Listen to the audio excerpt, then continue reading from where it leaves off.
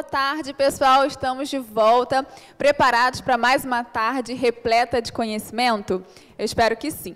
Bom, todo mundo sabe que a renda fixa é a mais procurada por aqueles investidores mais conservadores, mas no cenário atual ainda é possível rentabilizar com esse ativo? Fica a pergunta. E aí, para a gente entender como explorar maiores ganhos, né, com a renda fixa, estamos aqui no estúdio com Ulisses Neme, sócio e CEO do Esparta Fundos de Investimentos, e Mayara Rani, sócia e gerente de distribuição também. E para conduzir esse bate-papo, temos Walter Fogolin, head de produtos da Invest Smart, e Bruno Almeida, sócio e líder de equipe da Invest Smart. Bruno, Walter, deixo o palco com vocês. Obrigado, Bia. Obrigado, Mayara. Obrigado, Ulisses, pela parceria de sempre. Bom, pessoal, boa tarde a todos. Só dar um recadinho aqui para quem não nos acompanha ainda nas redes sociais. Por favor, acompanhe a nossa página ali no Instagram, investsmart.xp. Eu primeiro agradeço a presença de vocês aqui nessa tarde e queria abrir com uma pergunta, Ulisses. Selic. O que a Esparta hoje vê de cenário para a Selic daqui para frente? Bom, boa tarde. Obrigado aí pelo Invest Smart pelo convite, pela oportunidade aqui falando com vocês. Bom, essa daí é a pergunta de $1 milhão, né? Muita gente confunde, né, a renda fixa com a Selic. Acha que investir em renda fixa é investir em Selic, que vai render 2% e tal, mas a gente vê toda hora no jornal, tem falado nas mídias que a inflação está aí, fechou ano passado acima da meta, fechou em 4,5%, né? E daí todo mundo fala, pô, 2% parece muito pouco, não vou investir em renda fixa, né? Mas, na verdade, a renda fixa é sempre o colchão das carteiras de investimento, ela é fundamental. E mais interessante ainda é que tem muitas formas de ganhar muito dinheiro na renda fixa, então não é só CDI, não é só Selic, né? Mas também para responder a sua pergunta, né, hoje a Selic está em 2%, né, foi um estímulo que o Banco Central trouxe no ano passado, né, para enfrentar esse momento de maior desafio da economia, né, que foi a pandemia, mas isso sempre foi um estímulo temporário e extraordinário, né? Isso, o Banco Central sempre deixou isso claro. E hoje mesmo teve divulgação da ata, na semana passada teve reunião do Copom, e já começa a sinalizar que em breve a gente deve ter uma normalização da Selic, né? Eu não gosto nem de chamar de alta da Selic, que parece que estou torcendo contra, né? Mas é simplesmente uma retirada daquele estímulo extraordinário, né? Sair provavelmente desse patamar de 2% para alguma coisa como 4,5%, 5%, né? Então um pouco acima da inflação, né? Mas acho que a gente não está falando mais em cenários de Selic de 2 dígitos, né? Isso felizmente ficou para trás e é bom, seja para a renda variável, para os investimentos em geral e inclusive para a renda fixa, né? É bom que a gente tenha um nível de Selic que seja adequado à nossa economia. Então a gente tem um monte de desafios, etc. E assim, o nível hoje abaixo da inflação realmente pede um pouco de paciência, mas provavelmente isso deve, o Banco Central já sinalizou, deve subir ao longo dos próximos meses um pouquinho, né? Deve se normalizar. E uma pergunta, como vocês têm se posicionado nesse cenário, né? Como é que a Esparta hoje ela vê as oportunidades de mercado e busca essas oportunidades para os investidores de vocês de maneira geral? A gente, como especialista em crédito, né, a gente tem uma visão sempre bastante conservadora, né? A gente está sempre querendo agregar mais valor, inclusive bem mais que a Selic, mas com uma visão sem colocar em risco, né? Sempre pautando pela preservação do capital dos investidores, etc., né?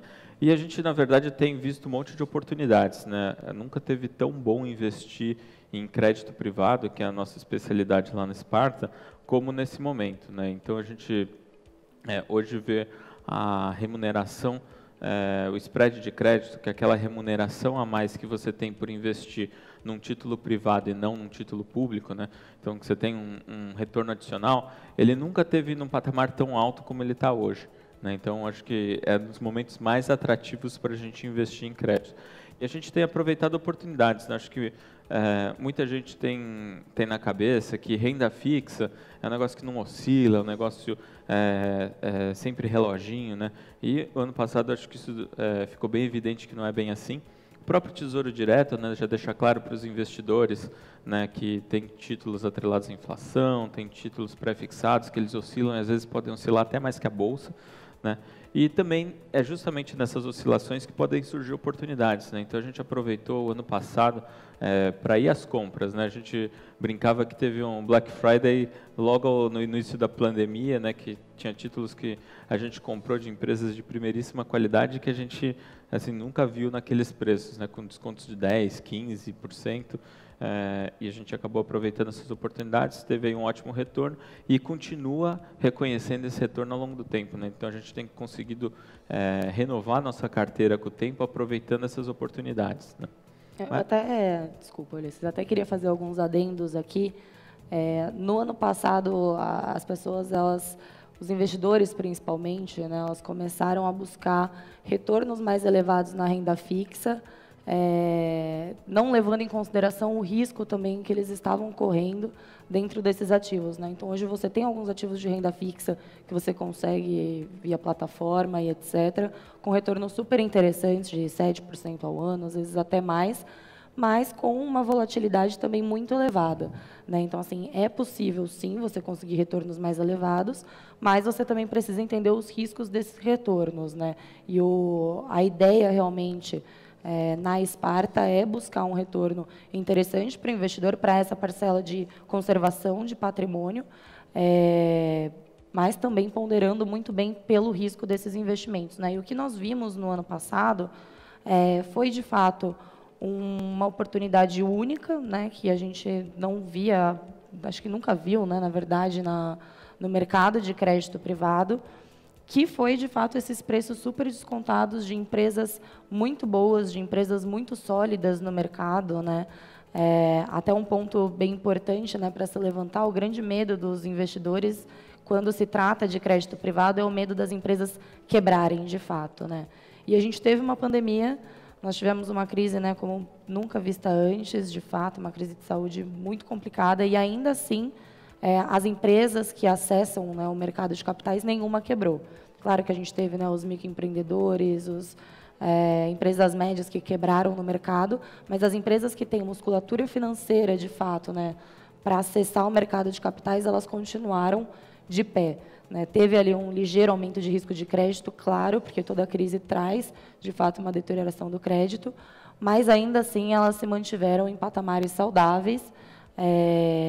E, junto com isso, a gente conseguiu encontrar, né, essas empresas sólidas, boas, com caixas, né, uma gestão financeira muito responsável e, ainda assim, com esses preços super descontados, né, com taxas muito atrativas e, consequentemente, melhorar também o perfil de retorno das estratégias, olhando o longo prazo.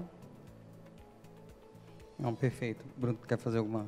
Gostaria, Ulisses ou Maiara, em relação à avaliação de risco de crédito, ela é feita dentro de casa e queria saber como é que vocês estão vendo a situação das empresas para o ano de 2021, né, com tantos desafios. Você quer começar? Começo. Dentro da Esparta, a gente tem alguns critérios básicos, né? O primeiro critério é não tomar risco de mercado, né? Nas nossas principais estratégias, hoje a gente já tem uma outra estratégia que acaba fugindo um pouco disso, mas nas maiores aí que nós temos, as mais antigas, a gente não toma risco de mercado, porque, de fato, achamos que para a parcela de conservação, né, para aquilo que a gente se propõe, não faz sentido. E a questão da diversificação, que acaba mitigando bastante o risco de crédito, de fato, né, tendo ali uma concentração muito baixa por emissora.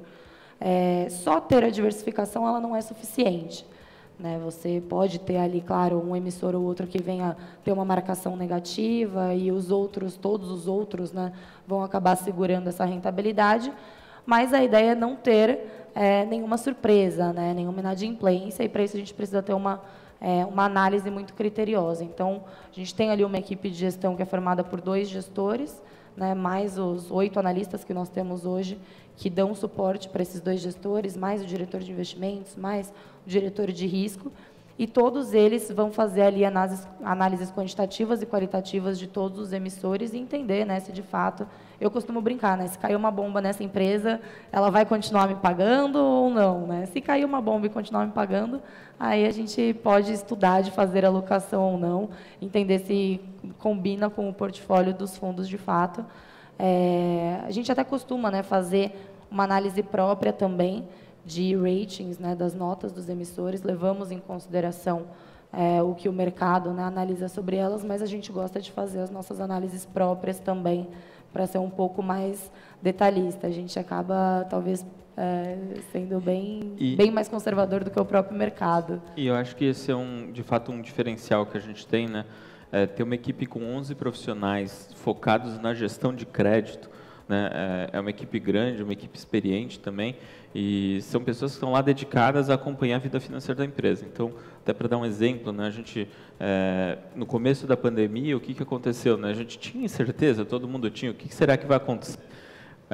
Olhando para trás, parece fácil falar, ó, teve lá uma parada, depois tudo retomou, foi em V e tal, né, mas quando a gente estava lá atrás, a discussão era justamente o que vai acontecer com essas empresas. Será que elas vão ser afetadas? E aí a vantagem da gente ter um modelo que analisa cada uma das empresas em profundidade, então a gente conseguiu fazer o que a gente chama de stress test, né? Que é assim, pô, o que pode acontecer se ficar, sei lá, 2 meses afetado o fluxo dentro da empresa, ou se cair a receita X, o que acontece? E, de fato, esse daí foi o principal exercício que a gente fez logo no começo da incerteza, ali em março, né? Constatando que estava tudo bem com todas as empresas, a gente também identificou quais seriam aquelas empresas que a gente gostaria de, se tivesse uma oportunidade, inclusive aumentar a posição, né? Então, a gente estava comprando lá em março, em abril, a gente estava comprando Sabesp, Localiza, Fleury, Multiplan, são empresas de primeiríssima linha. Algumas delas a gente nem tinha em carteira antes, e não porque a gente não gostava delas, mas porque aquele spread de crédito que eu comentei, né, o quanto elas remuneravam em relação ao título público era muito pequeno, porque elas eram empresas muito boas.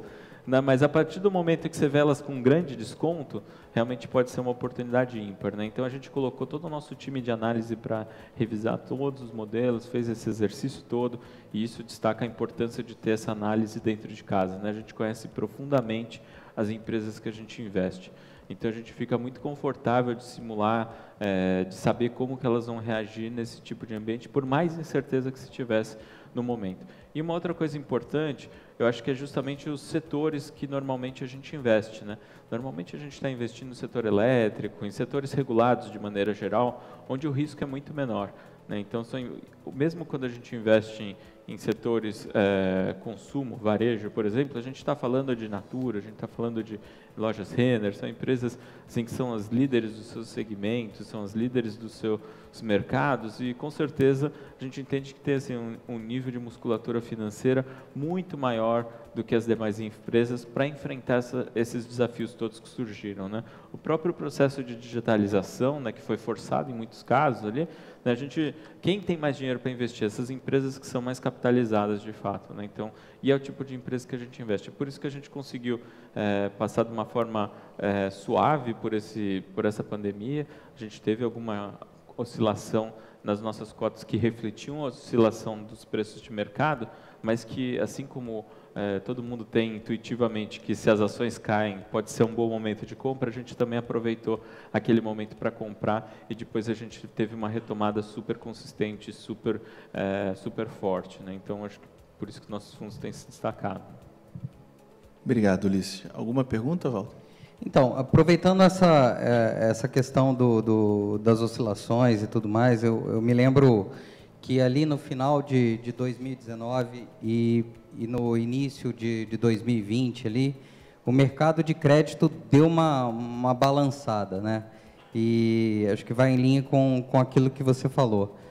Como é que você vê hoje o mercado de crédito privado nesse sentido? Ou seja, a gente tem ainda várias discussões sobre o aspecto econômico, essa recuperação e tudo mais, mas assim, como é que você está vendo hoje o cenário de crédito para momentos como esse de estresse que nós passamos tão recentemente? Assim, você enxerga isso dentro da Sparta, na avaliação de vocês? Olha, Walter, acho que sua pergunta foi ótima.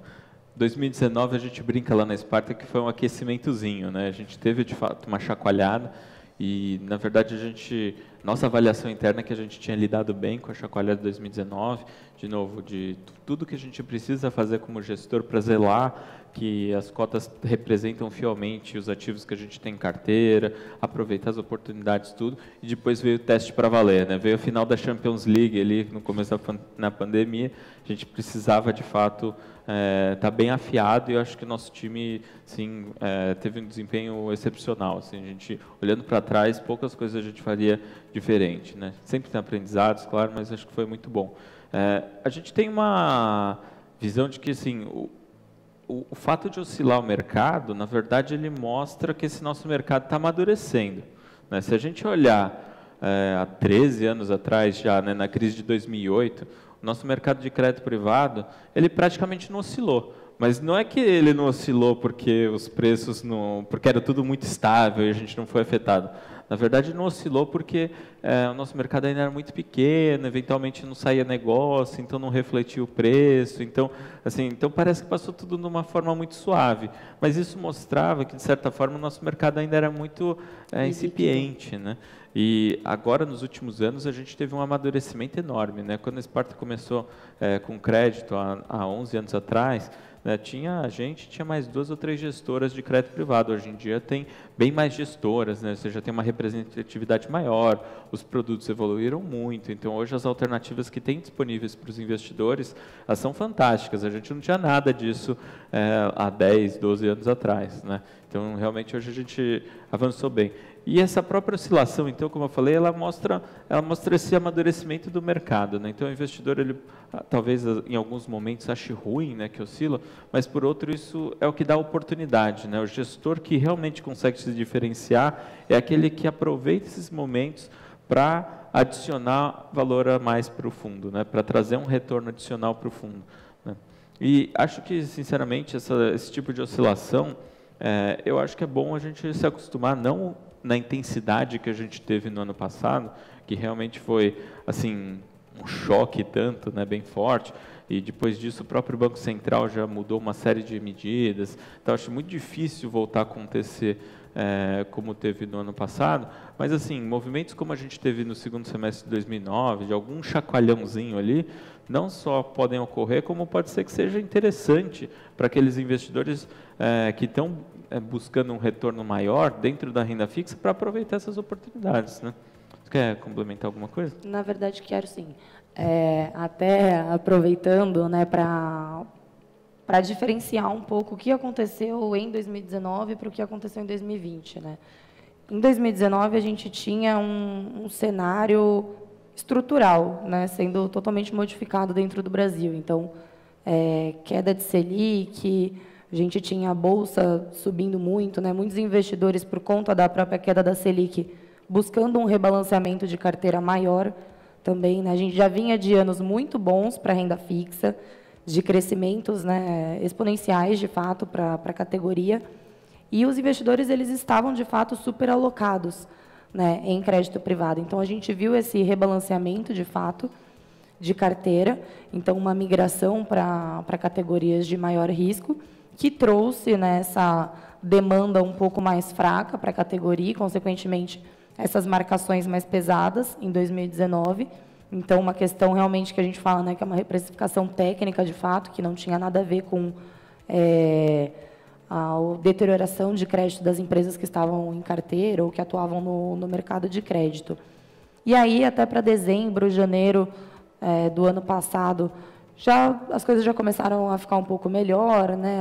O retorno, a própria cota, né, já começou a voltar ao que estava antes, e aí veio a grande surpresa, né, da pandemia, graças a, né, todas essas mudanças também que a gente fez em 2019, a gente já entrou na pandemia muito bem preparado, com um nível de caixa muito elevado, né? Entramos na pandemia com quase 30%, acho que até um pouco mais de 30% de caixa nas nossas estratégias, que antes disso costumava ficar em torno de 10% a 15%, mais ou menos, no máximo. Então, isso foi essencial. E aí, quando chegou a pandemia, o que nós víamos era um receio muito grande, de fato, né, dos investidores, de achar que as empresas iam quebrar realmente, né? A gente via até algumas discrepâncias, que é resultado realmente, né, da falta de conhecimento mesmo, né, da maior parte dos investidores em relação ao mercado financeiro, que era, putz, eu vou sair aqui desse fundo que tem Petrobras, por exemplo, e vou comprar a ação da Petrobras, né, porque vai render mais, porque vai que a Petrobras quebra.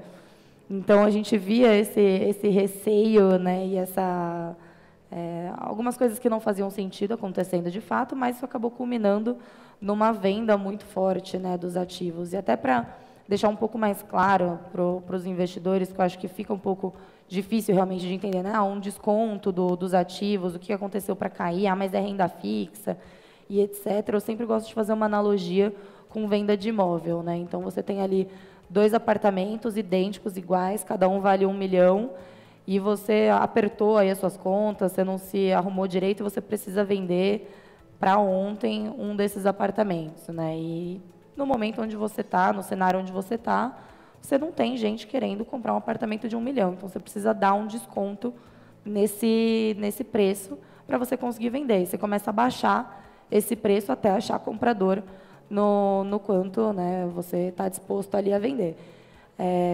Você sabe que se você segurasse esse apartamento, daqui a uns meses, você venderia ele por 1 milhão novamente, né, ou até mais valorizado. Mas você precisa vender agora, então você precisa dar esse desconto. É exatamente o que aconteceu no mercado no ano passado, né? Tinha comprador, mas você precisava dar muito desconto nessas taxas. E aí entra nesse benefício realmente que eu falei de ter o caixa elevado e poder entrar comprando.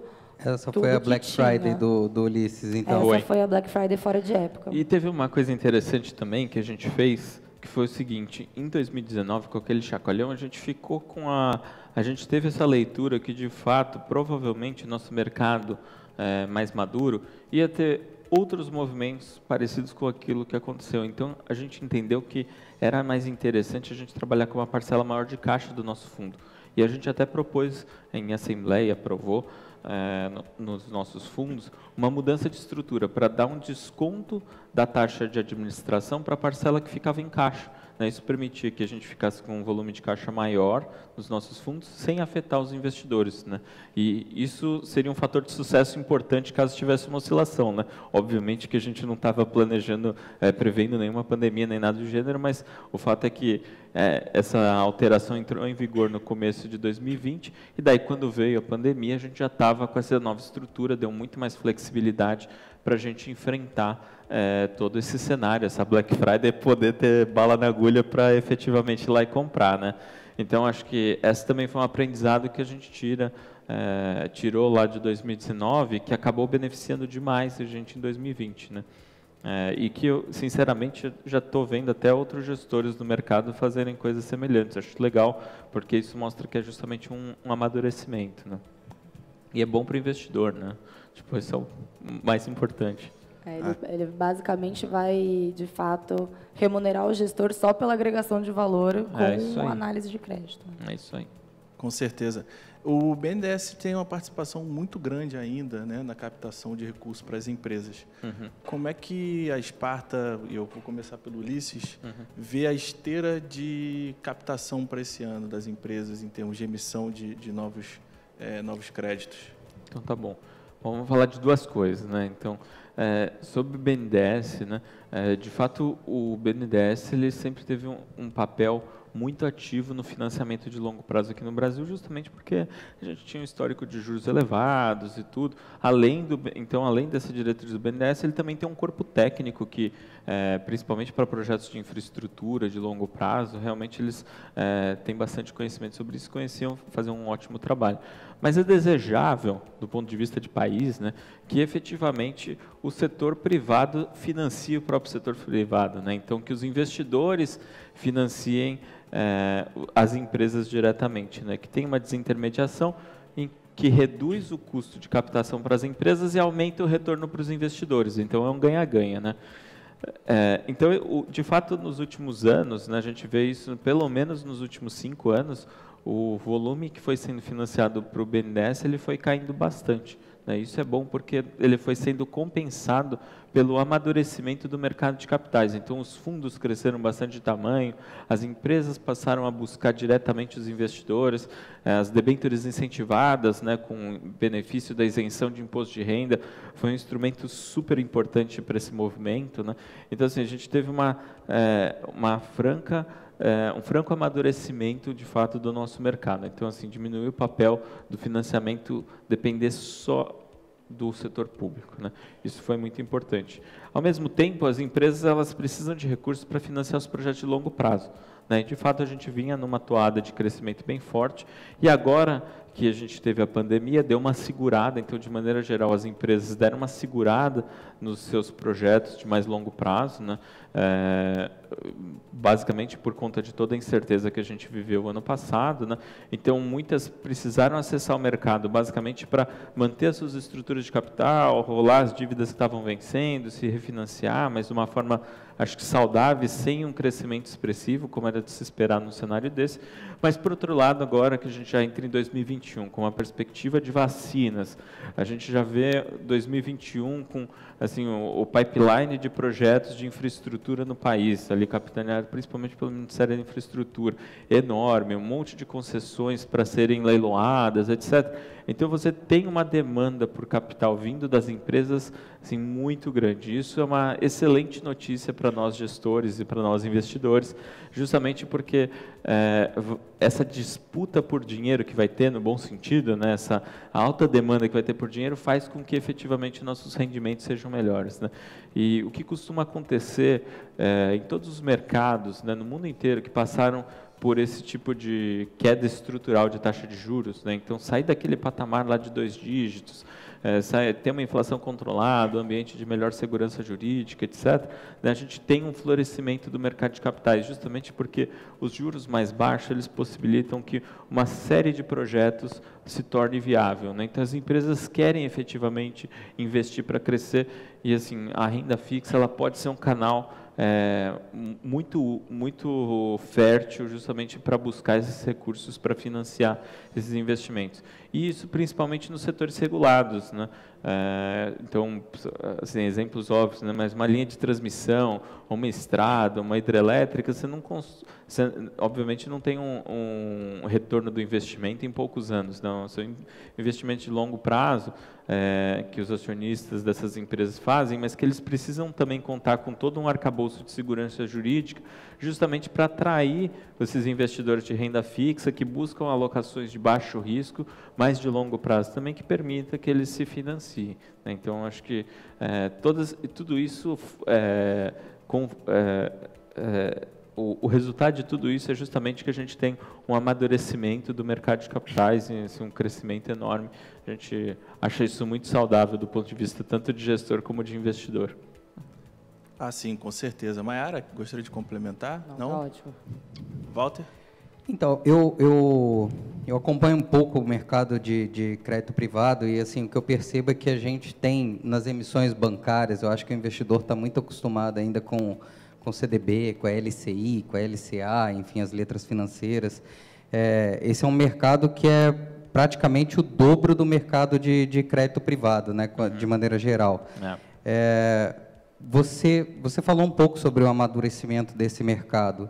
E se a gente compara outros países, por exemplo, onde o volume de emissões privadas é muito maior do que Brasil, você vê o Brasil nessa esteira diretamente, buscando as emissões privadas através de uma forma de capital para as empresas, ao invés de recorrer a um BNDES, alguma coisa nesse sentido, daqui para frente, um amadurecimento desse mercado daqui para frente? Com certeza.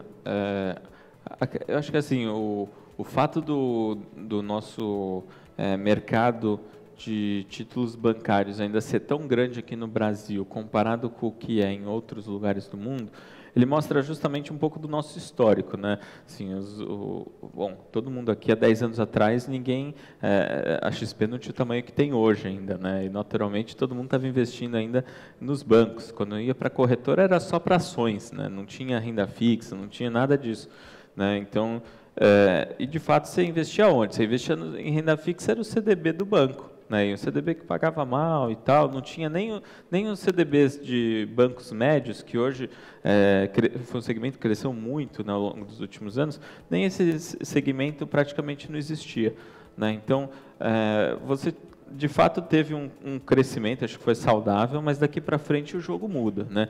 Na verdade, as empresas, cada vez mais, elas vão acessar diretamente os investidores ou diretamente os gestores, sem precisar de intermédio dos bancos, tá? E isso é natural, porque os bancos, eles, pelas suas próprias estruturas de capitais, eles querem financiar ali 6 meses, descontar a duplicata, financiar o negócio em 12 ou 24 vezes no máximo, tal, mas o banco não é quem faz financiamentos de longo prazo. Ele não dá crédito de 5 anos, de 10 anos, de prazos ainda maiores, né? Quem faz isso são os investidores diretamente, porque você tem uma desintermediação, então fica mais barato, viabiliza do ponto de vista da empresa e, ao mesmo tempo, melhora o retorno do ponto de vista do investidor, né? Claro que, quando a gente está falando de emissões bancárias, né, a gente ainda tem, hoje, nas plataformas, bastante demanda por CDBs de bancos médios, etc., e principalmente apoiados na garantia da FGC. E, sinceramente, acho que assim, a garantia da FGC ela é, de fato, muito robusta. Tá? A gente não tem dúvida quanto a isso. Fica um pouco só daquela história, né? Será que vale a pena eu só investir nesse tipo de investimento, né? Porque às vezes você fala assim, hoje parece que 160 do CDI e tal é muito bom, né? Mas tem fundo aí com carteira rendendo 200 e tantos CDI, né? Será que não é melhor? E às vezes tem muito também de você entrar num CDB, pode ser que funcione para uma parcela da sua carteira, mas para outra, será que vale a mesma vale a pena mesmo abrir mão da liquidez que você perde quando você investe nesses títulos de emissões bancárias e ficar sem liquidez? Vai que não tem uma pandemia no meio, vai que não tem algum evento no meio que dá uma oportunidade de realocar, talvez para uma classe até mais agressiva de ativos, mas que você consegue comprar com desconto bom e pode ser um ótimo investimento de longo prazo. Então, eu acho que, assim, sim, para uma parcela, acho que as emissões bancárias são uma alternativa, e pode ser uma alternativa interessante, mas acho que é sempre bom explorar outras alternativas dentro da própria mundo de renda fixa, né? E aí pode ser através de debêntures, pode ser através de investimentos estruturados. E eu, particularmente, gosto muito, né, tanto que é o que a gente faz, né, de investir nesses tipos de ativos de crédito privado através de fundos, porque daí, basicamente, você tem uma equipe grande olhando, fazendo análise, diversificação de carteira toda, né? Mas, então, acho que esse é um pouquinho do panorama aí. Posso emendar aqui já, então, numa outra pergunta? Você falou sobre análise de crédito, sobre risco, enfim, e eu acho que toda essa dúvida que o investidor tem e essa busca pelo FGC se dá pela garantia, né, os 250 mil ali. Porque todo mundo acha, todo mundo não, desculpe, mas assim, muita gente acha que quando você investe numa empresa, ela vai quebrar. Acho que é um pouco do que a Mayara falou agora há pouco. Ela vai quebrar. E aí fica a questão da análise de crédito. Assim, eu entendo que tem todo um processo de deterioração em cima disso, né? As coisas não acontecem do dia para a noite. Vocês acompanham diretamente essas análises, ficam acompanhando essas carteiras, correto? Perfeito. Eu acho até que eu vou dar 2 exemplos aqui, para ilustrar exatamente isso. Pode ter um caso de uma empresa que dependa única e exclusivamente de um projeto e que, de repente, você tem uma fatalidade qualquer. E, assim, me vem na cabeça direto o que aconteceu em Samarco. Uma tragédia, e, assim, obviamente, afetou a maneira a empresa, a Samarco, de uma forma muito rápida e que não dava para falar que as empresas já estavam tendo uma deterioração. Não é isso, né? O que dava para você falar antes é que era muito concentrado em uma única operação. Mas, de fato, acho que até o próprio histórico, pouca gente provavelmente suspeitava isso, tanto que ela tinha essa marca de títulos no exterior e, de repente, você teve de um dia para a noite uma queda brusca. É por isso que a gente diversifica, que a gente não sabe quando vai acontecer isso. Mas o mais normal não é isso. O mais normal é que uma empresa vá tendo uma deterioração ao longo do tempo. Então, por exemplo, há 10 anos atrás, a gente tinha Oi na carteira, né? Há 5 anos atrás, a gente já não tinha, né? porque, na verdade, a gente via que os números estavam ficando esticados e tal. Em algum momento, a gente decidiu sair das debêntures de Oi, né, por exemplo, e ela depois enfrentou a recuperação judicial. Hoje está aí, todo mundo está animado com as ações dela pós plano de recuperação judicial, mas os credores perderam dinheiro. Acontece que muitos, assim, eu não lembro de gestor independente com Oi na carteira, por exemplo, né? Então isso mostra que os gestores eles estão fazendo um papel ativo de acompanhar a deterioração da empresa, e se eles veem um problema nessa empresa, eles têm tempo hábil de sair. O mesmo aconteceu com Rodovias do Tietê, né? Os gestores, de maneira geral, não tinham. E aí eu queria pegar esse caso de Rodovias do Tietê, eu sempre lembro de um amigo meu que estava perguntando assim, Ulisses, tem aqui uma debênture que está pagando IPCA mais 10. Aí eu falei, putz, cuidado com esse está pagando, porque de repente ela não está pagando. No sentido de, não é que ela não tinha dado default, nada, não tinha ficado inadimplente nem nada do gênero, mas uma coisa que a gente tem que ter muito claro na renda fixa é que quanto maior a taxa, maior o risco. Não tem como fugir disso, né? Então, eu acho que muitas vezes o investidor, às vezes ele é um pouco otimista e ele acha que porque tem lá um título, tem um determinado preço, uma determinada expectativa de rendimento, ele vai receber aquilo, e talvez não seja verdade, né? E isso no crédito é muito claro. Nas ações, acho que as pessoas têm um pouco mais esse viés de, assim, não tem ninguém que vai falar que ações é um negócio conservador, tá? É dado, né? Então todo mundo chega e fala assim, não, eu vou fazer uma aposta ali, então mesmo que seja uma empresa que está numa situação delicada, não, acho que pode dobrar, posso não sei o quê, vou fazer uma aposta, e consegue fazer um dimensionamento do tamanho da posição. Na renda fixa, eu acho que as pessoas têm um pouquinho do viés de que, por ser renda fixa, né, então é garantido, né, não é, na verdade. A renda é fixa. A renda é fixa. A forma de calcular quanto vai estar sendo pago no final é fixo, isso não tem dúvida, né? Mas não necessariamente você não vai perder dinheiro lá, né? Então, esse é o risco de crédito, justamente, né? E aí, voltando no exemplo da Rodovias do Tietê, de novo, né, a gente tem o fundo de debênture incentivado, vários outros gestores independentes também, não lembro de ter na carteira de nenhum Rodovias do Tietê, né, antes de dar o problema, né? Depois teve até uma solução que tem de mercado, estão tentando negociar com a empresa e tal, legal. Mas assim, antes não tinha nenhum gestor que tinha, porque sabia do tamanho do risco, né? Que teve uma deterioração que ela aconteceu ao longo do tempo. Então, acho que a sua pergunta acho que foi excelente, justamente para trazer esse assunto, que não necessariamente o crédito é do dia para a noite que o negócio dá Os sinais problema. vão acontecendo ao Às longo vezes do vão tempo. acontecendo. O que é difícil é de um investidor que talvez não tenha o traquejo para identificar isso, né? E aí que vem o ponto, né? A Mayara comentou, a gente tem uma equipe de 10 analistas lá olhando cada empresa, conhecendo cada empresa a fundo, para identificando esses sinais e poder sair das roubadas, né? E ainda assim pode acontecer alguma roubada, né? Exatamente. Não, tá ótimo. Com relação à parte econômica, hoje você falou de algumas oportunidades, enfim. Os spreads hoje, na tua cabeça, hoje, na avaliação de vocês hoje, os spreads hoje, eles são interessantes, né? Dentro do ponto de vista de vocês, e dentro de um aspecto de recuperação econômica, quais são os setores que você vê hoje? Você falou agora há pouco da questão das empresas que conseguiram virar o canal para canais mais digitais, enfim. Quais são os setores hoje que você imagina que tenham oportunidade nesse sentido e que ofereçam uma recuperação mais rápida dentro da economia atual? Perfeito. Aqui eu queria puxar, assim, quando a gente fala de perspectivas, né, acho que é interessante justamente isso. Quando a gente olha para frente, né, quanto que a gente espera que os fundos tenham de rentabilidade? Porque volta naquele ponto da nossa pergunta inicial, né? Selic hoje está 2, quanto que vai render?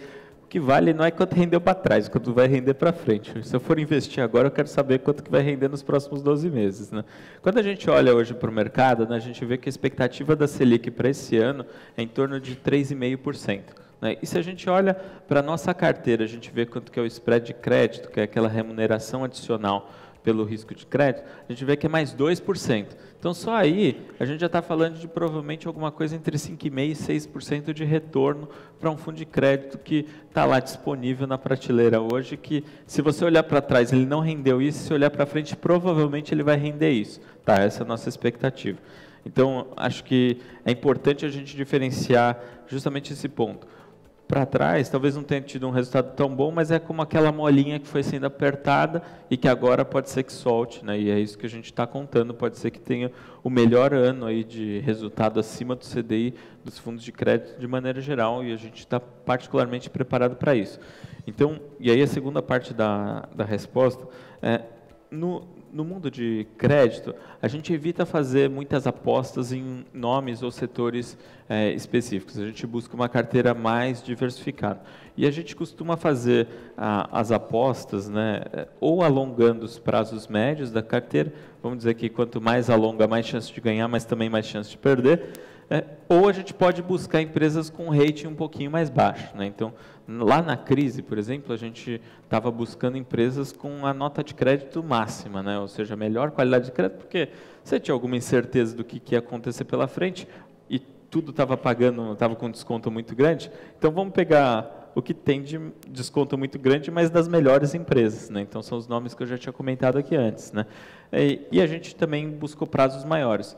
Com o tempo a gente veio recolhendo um pouco eles e agora a gente está buscando empresas com rating AA, com rating A. A gente está desinvestindo um pouco do AAA, né, que são a melhor nota de crédito, e investindo, tomando um pouquinho mais de risco de crédito. Empresas que são boas, né, que a gente não tem dúvida que vão pagar, mas que têm uma remuneração já um pouquinho maior, porque justamente são essas empresas que, num ambiente de retomada, a gente pode ter mais segurança de que elas vão continuar bem e que vão ter esse retorno adicional para o investidor. Então, assim, a gente desce um degrauzinho na escada, né? E daí isso não se aplica muito para um setor específico, né? A gente vê isso mais por classificação de risco mesmo, né? Então, de maneira geral, a gente está tomando um pouquinho mais de risco de crédito, mas agora num ambiente muito mais favorável para tomar esse risco de crédito, né? Que a gente vê que as empresas estão saudáveis e que as perspectivas da economia são muito mais sólidas, né? Em relação ao setor, né, o Ulisses falou, a gente não costuma, não existe um setor único que oferecem essas oportunidades, mas a gente continua buscando esses setores mais resilientes, de fato, da economia, como a gente sempre trabalhou, mesmo antes da pandemia, antes de qualquer outra crise. E o próprio mercado primário, né, de crédito tem ofertado ainda taxas muito atrativas, né? Então, a gente tem conseguido, apesar, né, de já ter passado aquele momento mais crítico da pandemia, com aqueles preços super descontados e tudo mais, a gente tem tido, na verdade, diversas emissões, né, todas as emissões vindo com taxas acima ali de CDI mais 2, CDI mais 2,5, mais ou menos, que permitem com que a gente continue fazendo a manutenção, né, do carrego dos produtos, mantendo essas expectativas de retorno mais elevadas, olhando para frente. Então, existe, sim, ainda bastante oportunidade no mercado, mesmo que já tenha passado ali o momento mais crítico. Uma abordagem também que a gente tem explorado lá na Sparta também é a seguinte: a gente até o ano de 2020, a gente basicamente todos os nossos produtos eram pós-fixados, né? Então eles seguiam o CDI, né? No ano passado a gente lançou um fundo novo também, que já está na plataforma da XP, que é o Sparta Top Inflação, que ele tem uma característica interessante, né? Ele consegue capturar o movimento justamente do IPCA.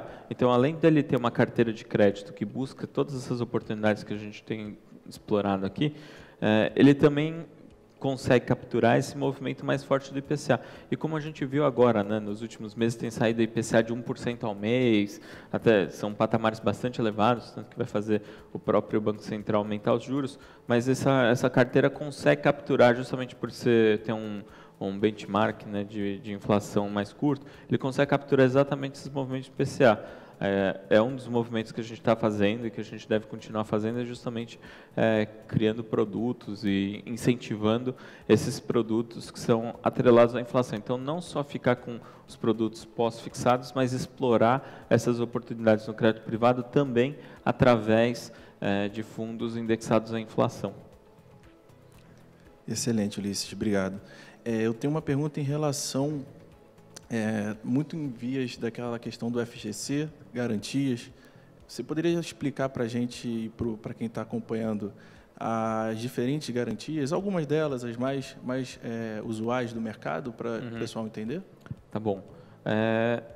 Quando a gente fala do FGC, né, a gente tem um determinado valor por CPF, né, e por instituição, limitado a R$250 mil por CPF e a R$1 milhão a cada período de 12 meses na garantia. Então, você pode até ter uma carteira de vários títulos de bancos ali médios, mas desde que não seja arrojada demais para não testar muitas vezes o FGC. Né? Então, dentro desses limites, vamos dizer assim, acho que pode ser uma alternativa para uma parcela da carteira do investidor. Então, isso dá um conforto enorme, porque assim, se a instituição tiver uma intervenção ou quebrar qualquer coisa, o FGC vai chegar e pode levar 1 mês, 2, 3, mas deve ser alguma coisa nessa ordem de grandeza. Ele vai lá e compra o seu título pelo valor corrigido até a data da intervenção. Então, às vezes você foi lá, faz 3 anos que você investiu, aí você fica na dúvida, pô, o FGC me garante o valor que eu investi ou o valor atualizado por esses 3 anos? Ele garante o valor atualizado por esses 3 anos. Tá? Então, acho que isso é uma garantia que, principalmente nos CDBs, LCIs, LCAs, aí ela pode ser explorada. Aí você tem vários tipos de garantia quando você está falando de uma empresa, de uma grande empresa. Você tem as debêntures que são quirografárias, é o nome que se usa, né, mas elas não têm garantia. Então, por exemplo, uma Petro, quando ela vai investir, é uma empresa muito grande, todo mundo conhece o balanço, tem uma governança, etc. Então, normalmente, quando vai ter um investimento numa debênture da Petro, ela não tem garantia nenhuma. Às vezes, você pode ter algum tipo de garantia que chama garantia real. Então, pode ser que tenha um determinado imóvel que está garantindo aquela emissão. Ou seja, se a empresa tiver um problema, aí você tem uma garantia, você pode recorrer àquela garantia. Claro que, assim, tem que tomar um pouco de cuidado, que não é que por ter a garantia, diferente do FGC que em 1 a 3 meses resolve, não é que uma garantia de um imóvel resolve em 1 a 3 meses, né? Pode levar um bom tempo isso daí, tá? Mas não deixa de ser uma proteção a mais, né? Ou pode ter outras garantias. Às vezes, numa empresa de frotas, por exemplo, de repente tem uma frota justamente dada como garantia. Pode ser, em alguns casos, pode ter estoque como garantia e tal. E daí tem, assim, depende do que, sei lá, num financiamento de veículos, de repente vai ter os próprios veículos que estão sendo financiados, podem estar como garantia. Então, assim, cada estrutura tem que olhar exatamente. A garantia, ela serve para dar um conforto a mais. A gente, como gestor, a gente olha a garantia justamente como uma, assim, se a garantia estiver com a gente, significa que a empresa não vai dar essa garantia para outra pessoa. Então, de certa forma, limita um pouco a possibilidade da empresa dar uma esticada ali a mais do que deveria, né? Então, acho que isso é saudável, mas a gente está muito confortável, né, se for uma grande empresa, com boa governança, com bons padrões, para realmente a gente ter sem garantia. Né? No final, a gente prefere se apoiar no fato de, eventualmente, ter uma liquidez no mercado secundário, de ter uma carteira diversificada, de acompanhar de perto as finanças dessas empresas, como os exemplos que eu comentei agora há pouco. Né? Então, acho que é tudo isso para mitigar realmente o risco de crédito. Né? Basicamente, a gente, vamos dizer que assim, se o que for fazer a gente investir numa empresa for a garantia, significa que, né, não devemos investir nessa empresa, principalmente no mercado onde a gente atua, que é o high grade de fato. Perfeito. Esse é mais ou menos o panorama, até porque, dado que fundos de investimento, né, eles têm cotas diárias, até, se tiver ali um default, uma inadimplência, eu vou ter que exercer a minha garantia. Até esse dinheiro voltar para o fundo novamente, você já teve ali a sua cota marcada, né? Já teve aquele degrauzinho para baixo. Então, a garantia ela é importante, ela é analisada, ela é levada em consideração, mas ela não é ali o fator de desempate para nada quando a gente analisa. Acho que isso é importante. Sempre depende do tipo de... acho que, assim, crédito tem uma coisa que é importante, né? Assim, se a expectativa vai estar razoável com o que deve acontecer, né? Basicamente é isso, né? Então, se você tiver expectativa de que, as coisas, já estou entrando porque a garantia é boa, você tem que ter uma estrutura preparada para isso, não é um fundo aberto, né? Você tem que ter talvez um FDIC, tem que ter uma estrutura um pouco mais sofisticada, né? Se você está, de fato, contando com uma com ativos ali que tem alta qualidade, que é o foco dos fundos abertos que a gente tem, né, aí você não necessariamente você quer a garantia, né? Ela pode te ajudar, mas não é um fator necessário. Que bom. Queria mais uma vez agradecer a presença de vocês, a parceria de longa data. Walter, alguma consideração, alguma pergunta do YouTube? Nada? Vou deixar as considerações finais com vocês. Mais uma vez, muito obrigado. Bom, pessoal da Invest Smart, eu tenho a agradecer mais uma vez pelo convite. Eu acho que as mensagens importantes a gente explorou bastante aqui, mas a renda fixa não é só Selic, renda fixa, a própria Selic está subindo. Dentro da renda fixa tem um mundo enorme para ser explorado, que é justamente o mundo de crédito privado. E acho que a gente nunca teve num momento tão bom para investir em crédito privado, né? Tem uma perspectiva muito boa para frente e, em especial, acho que os próximos 12 meses vão ser bem diferentes dos 12 meses anteriores, né? Então, quando a gente investe, a gente quer olhar para frente. O que já foi, já foi. Então, acho que é isso. Mayara? Acho que eu queria só agradecer realmente o convite, mais um ano de estando aqui com vocês. Para a gente é um prazer ter um espaço para conversar com os clientes, com os assessores e tudo mais. Dar uma ênfase maior aí para o fato de realmente da renda fixa não ser só a Selic, e também o fato de abrir oportunidades para novos benchmarks, para outros produtos a serem explorados dentro da renda fixa, como é o caso, né, dos fundos atrelados à inflação. Mas eu acho que tem bastante coisa ainda para a gente aproveitar para o ano de 2021 em relação à renda fixa. Muito obrigado. Pessoal de casa que nos acompanha, muito obrigado. Bia? Obrigada. Acho que a pergunta do começo foi respondida, né? Renda fixa não morreu. Agora a gente vai para um rápido intervalo e na volta a gente vai ter um debate incrível com 3 importantes gestores do mercado falando das estratégias dos fundos em um cenário de juros baixos. É só o tempo de pegar uma água e um café e a gente já volta. Até já.